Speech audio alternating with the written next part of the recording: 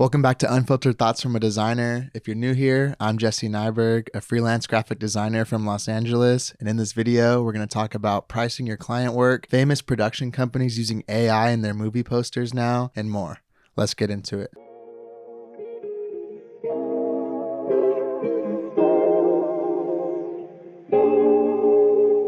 Too niche or not too niche?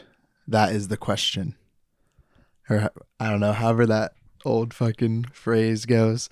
Someone was asking me on Instagram, do you think it's better to specialize or generalize as a graphic designer? And, by those two buckets, we mean being kind of a more Swiss Army knife generalist designer who can follow almost any type of brief. The other side being the specialist who has maybe a more specific style or only works in one specific type of medium or is, requested because they work in a specific way, and that's that. They both have their advantages, and I think being a generalist is good when you're first starting out, especially.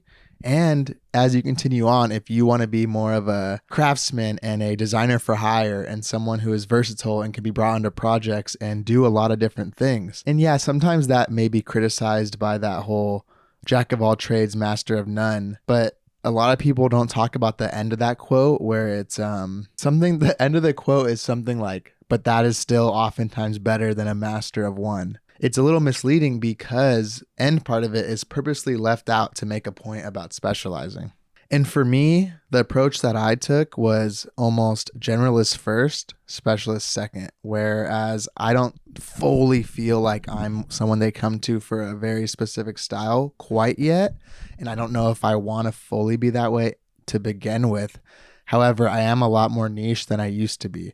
I used to take on logo designs, branding, web design stuff, poster designs, album, everything. Now I'm trying to focus a lot more on a few specific types of things, like a few styles within poster design, a few looks within album art, and just kind of hone in on things that I feel like I'm already good at, but also experiment more. Mix of anti-design punk stuff, but also still having some fundamentals of Swiss design. Like, I think that is kind of how you find a style, is an amalgamation of a bunch of different influences and figuring out what makes you.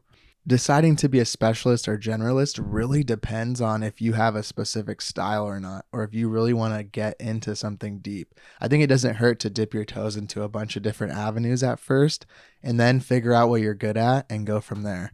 Because I've seen people succeed in both. I know people who are generalists who do a lot of stuff, and they're great designers to be hired as for freelance projects by agencies, by studios, because they can be plugged into different places and do amazing, beautiful work. And they may not be hired for super specific stuff, but the same way that the generalist people won't be hired for the specialist stuff. Like, it works vice versa. And I know the specialists who have really cool styles, and they get hired for a lot of stuff.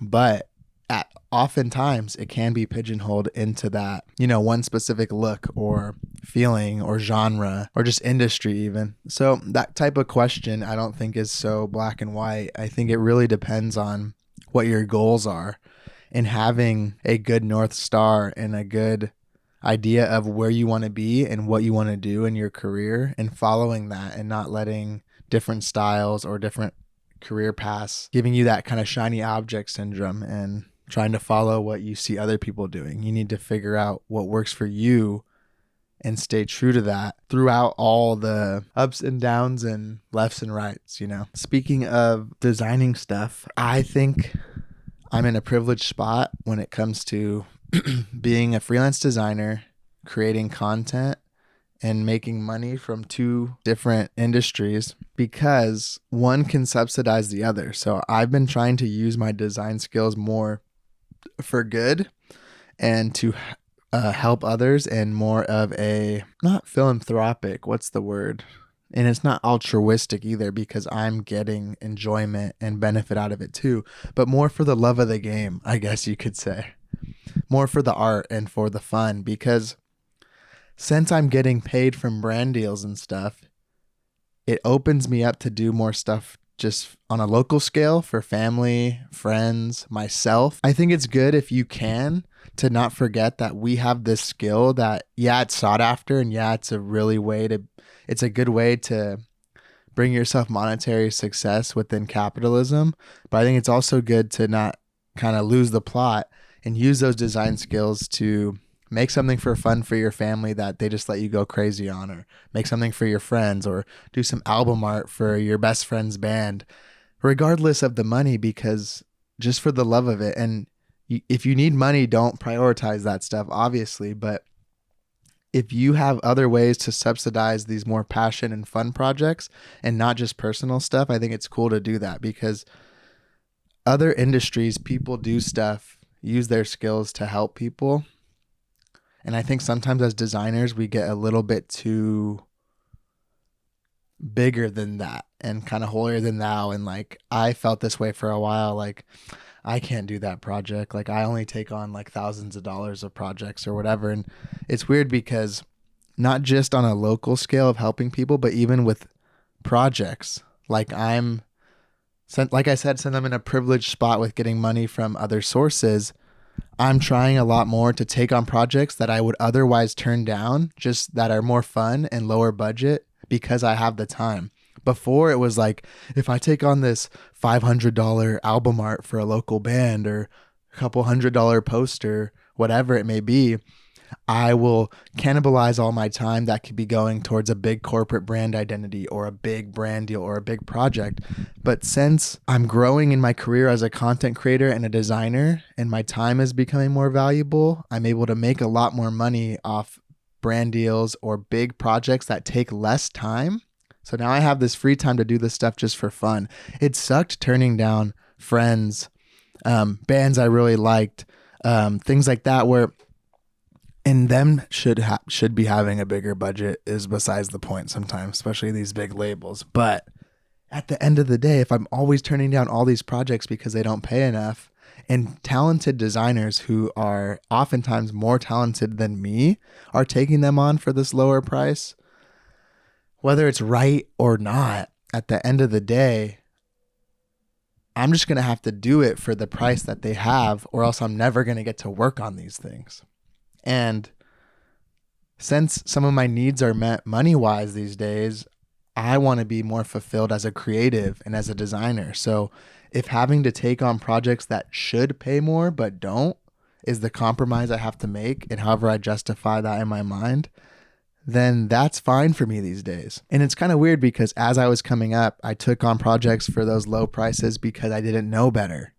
Then I got to the point where I only take on big projects, nothing under this price. Now I'm back almost to, if it's fun, I'll do it. And the other stuff that isn't so fun, we'll charge that higher rate. It's like that one graph where it's like the beginner, and then it's like the person that's like all pretentious about something, and then the expert who's like, this is dope. Like I saw one where it was like, I use DeFont, beginner designer, and then it was like in the middle you're like, no, we only use really good typefaces like Helvetica from Talented Foundries, and at the end when you're already a good designer, it's like, yo, DeFont is sick. A lot of that stuff is from insecurity and wanting to be perceived as more talented or more professional than you are sometimes. And I think it's like post-professional type of thing, is closer to beginner than in the middle, like that horseshoe theory type thing with that they use to relate politics. Like the farthest left people are closer to the farthest right people than the two people in the middle left and middle right are. Is that making any sense? I'm like, I just got hit with like a wave of like, yo, he's yapping. I don't even know if that was a good explanation, but maybe some images or something I throw up would have helped to explain it. And using your design for good too also this is not just a local scale thing. This also works for a global scale. I have this bad habit of not caring about stuff sometimes going on in the world. And it's not that I don't have an opinion on it. It's that sometimes I feel like I can't be bothered to take part in the discourse. However, I'm trying to be better at that, because there is things I want to stand up for and believe in, even if it is detrimental to business or things like that. My point is, I think it's good to use your design on a global scale as well to help. So if you want to design a poster or some kind of thing for a cause that you believe in that people can use to actually make change. At the end of the day, we're just making the signs, you know, like the people back in the day who made the signs for the war or protesting or whatever. Those are the skills we have. And if you have a platform, you have those, not skills, but that resource. If you believe in something, I don't think it's a bad idea to use your design skills to defend someone, to back something up, to back up an ideology, to promote something you believe in. And people may not like that. And the only reason I feel like sometimes I don't participate as much in this idea that I'm preaching right now as I would like is because I get worried sometimes about not being an expert or something on a topic. Like I get worried that if I'm like, yo, here's this idea, I believe in this, here's a poster, I don't want to do more harm than good. I don't want to offend someone by like participating in maybe a thing that I don't know about or something, right? Like when I made some designs during like the BLM stuff that was going on during COVID, I was a little bit worried that I was taking that role as a designer or someone who could use this for good from like a person of color who could be doing that. But then I also, when I framed it another way, it's like more is better, right? If you're the more people on some side and promoting something, the better. Like I see a lot of my talented design friends making posters, art, graphics, and things for Palestine and stuff and things like that. The only time it's whack is when the actual social media companies limit you trying to say something. It sucks that when you want to stand up for something you believe in, whatever side it is, that if it's not the one that the people who make the apps agree with, that it can be limited. And that is like one of the biggest risks, I guess, for doing that. And it's no risk compared to the people going through actual trauma and these crazy events. But it sucks that it has to be that way. It sucks that there's this idea of using your platform for what you believe in, but it's like only if it's the one that we also believe in. Anyway, enough of that. But this ideology also goes to the super micro level where it's like super personal. Like I just designed some wedding invites for my wedding, right? That was there's no client. Well, my fiance, I guess, was the client. I actually made a video about that. If you want to watch it, I'll link it below. But that was just fun and doing it in a style that I enjoyed and doing design purely for fun, purely for my friends and family to see and just like not being too busy or too big for that. Or I could easily have been like, well, I have client work. Let's just order these online, whatever. But it was fun. And speaking of, it's more of a flyer designer, save the date invite thing. But I saw some discourse about A24, probably one of my favorite production companies, using AI in posters for Civil War. I saw the movie. It was pretty good. I mean, for a war, I'm not too big into those like war action movies all the time, but this one I thought did a good balance of storytelling and driving a narrative forward, but also the cool action and the cool cinematography. That's besides the point though. They're using AI in the poster. And what I'll say first is I'm not going to be the person to say, yeah, that's AI and it's worse no matter what, just because it's AI. It's so easy to take that stance. And I think it's a cop out. I don't like that it's AI because it's taking work from someone, but it's not like when I saw the design, I'll throw it up. It's not like I thought that's worse than all these other shitty movie posters that are human made that come out in Hollywood. There's worse human made posters than this AI one. However, when someone showed a human made version of the same concept, it was a lot better. It's just about the concept and the idea and the execution being good. The fact that they're doing that though, not how it looks stylistically, the principle of it is frustrating. A24, I think, is seen as this cool company, right? This cool production company who produces films that a lot of the masses can like, but also the hipster, pretentious kind of film people really fuck with too, right? And the fact that they're like for the art and more in that kind of vibe are doing that is a little bit concerning, because if those type of companies will do that, who are supposed to be these kind of last bastions of pure art and expression, how bad is it going to be with these major ones who are always trying to cut corners and always trying to save money, and the bottom line is the most important. So I hope we don't see more of that. I hope it got clowned on enough. I hope them zooming in on the shitty imperfections of the AI posters were enough to deter some of that. And I saw a comment, I think David Rudnick commented on it. He was like, I don't care about this AI, but the fact that how they kerned the typeface in Civil War is the worst part. And it's funny because that was probably still done by a human and it was shitty also. But really crazy how something so small like typography like that can make or break an entire poster or concept. That's why I'm so particular and pride myself in my typography and layout skills, because I think it's something that when you have a lot of other skills is so often overlooked. And sometimes I feel my demise in drawing or other areas made me hyper fixate on that, because it's something I could learn how to get better at and had a more natural feeling for. But yeah, like if you're starting out in design, this is its own thing now. Typography, man. Like the layout and type, and how one small movement between two letter forms, or how large some kind of type is, or how small, or the pairings between a serif and a sans serif, all these small little things can change something greatly for the better. Like the amount, how small those efforts are in dialing that stuff in to the results that they produce, even in someone who doesn't know about that stuff, just visually it feels better.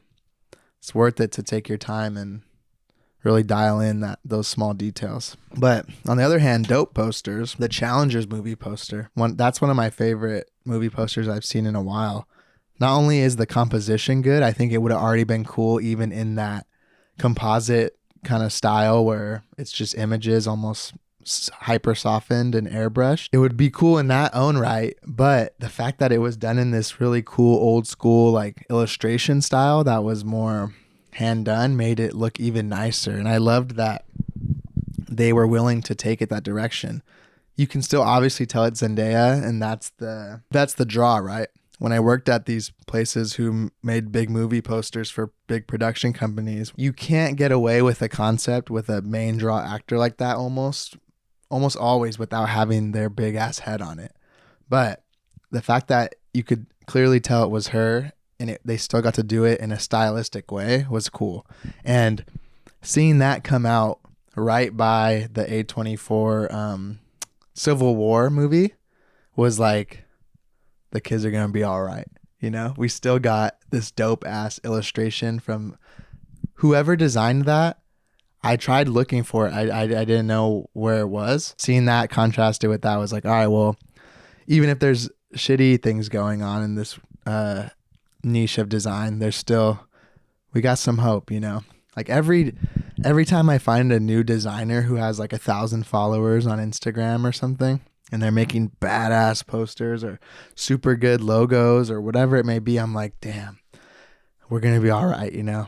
I don't know if we're going to be all right forever financially, but for the art of it and the love of the game and the design and just the beauty of good design, I don't think it's going anywhere. I don't want it to go anywhere because I love the identity of being a designer and I love being a graphic designer. However, these days, I am not just that anymore, for better or for worse. For better, because I get to speak to you. I get to meet talented other people in this creator space.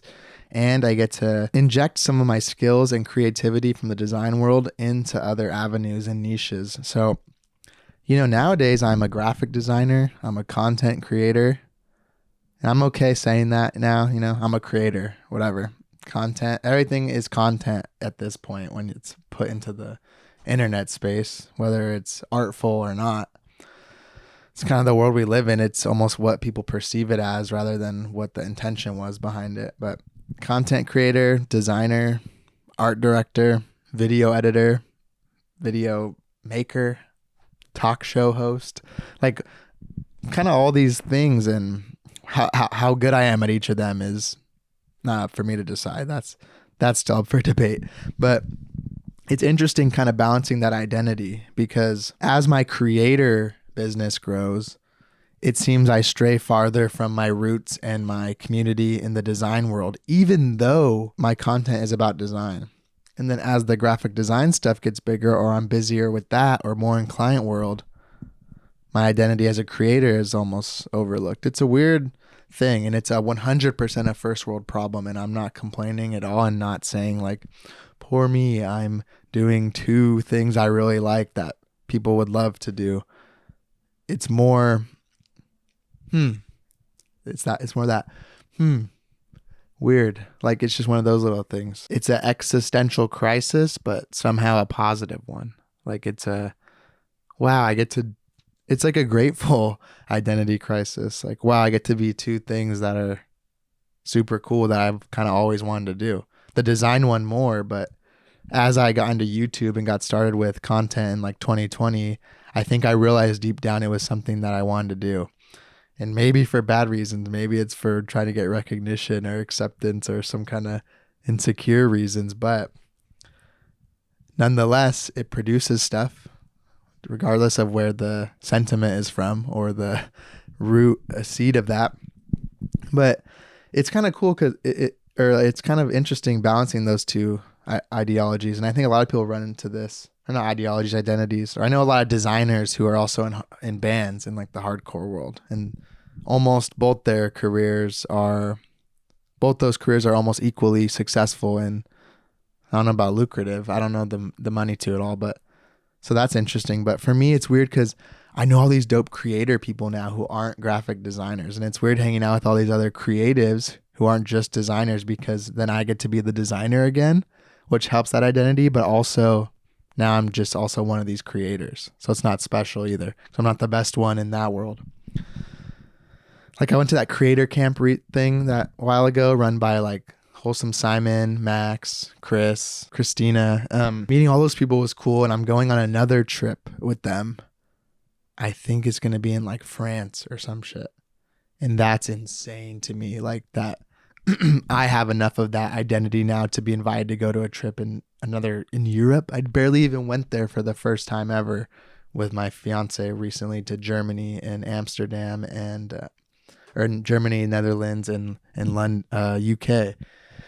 It's crazy how when you just start doing something and dive deeper into it and be involved in a community, it can grow all these insane opportunities.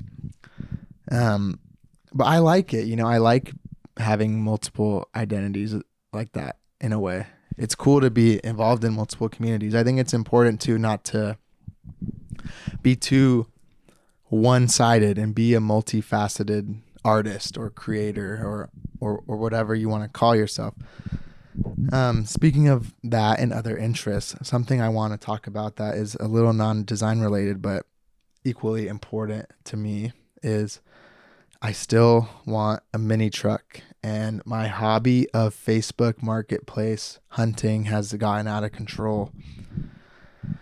I know how to have fun, and I can spend money on things, experiences, and going out. And it took me a while to get to that point because I was pretty poor growing up, and I was very like scarcity mindset and worried like, this is all the money I have. It's never going to be there. I've gotten better at that. But all my life, I've loved cars, and I've wanted to get specific cars and trucks and things that I've liked. And no matter how much I earn, I cannot force myself to spoil myself on that department for some reason. So to satisfy that itch, I just scour Facebook Marketplace for an hour or two every week and distract myself when I should be doing work. And it's weird because people I know buy these crazy cars that have insane monthly payments. Then I won't even buy a $10,000 used Datsun truck from the 70s, but I think it might happen this year or the next eventually. And I still need to sell my RSX, but putting this out there, I want to buy a Datsun 620, a Toyota Hilux, maybe a Volkswagen Rabbit, but probably third or fourth on the list, and a Ford, what's the small Ford truck? Ford Courier. Ford Courier. There we go. That's what I was thinking of. So we want that or a Datsun 620 or Toyota truck. Back to the design world. I think one of the last things I wanted to talk about is, so I think by the time this comes out, I will have already posted this, but it is my hardcore alphabet series video, kind of recap, diving deeper into the designs and talking about all the things I learned from a more thought out 26-week personal design series. If you're new here, I designed an album art for my favorite hardcore bands for each letter of the alphabet. Having a series like that to work on is so rewarding because it really takes the decision fatigue out of what you want to design in your free time, so you can focus on how you want to design it and really dive deeper into the skills and the layout and composition and all that. I'm in this post-design project depression, like once the excitement of a project is so fun and executing on it, and then at the end you're kind of like, oh, I gotta finish this, and then you kind of dip a little bit and then you finally finish it and you're riding that high, but then it's like boom, drops all the way down because you hit this steep drop off where it's like, what am I gonna make now? Those were my best ideas ever. I have no other ideas for good art or good design.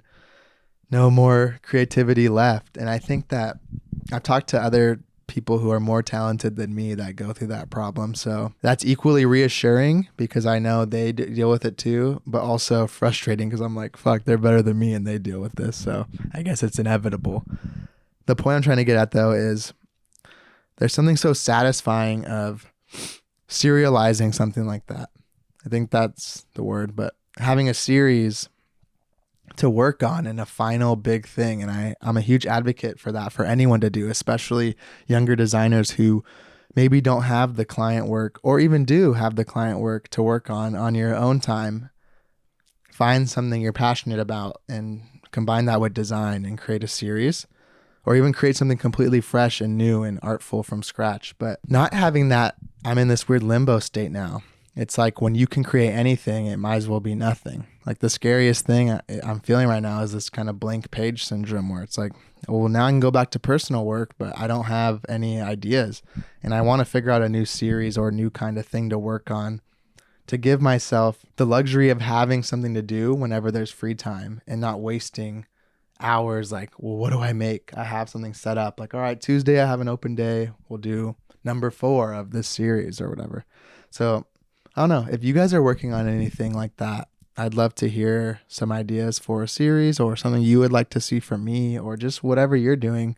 Maybe I can check it out and the inspiration can be a reciprocal kind of symbiotic process and we both feed off of each other. Anyway, what else is new in the design world?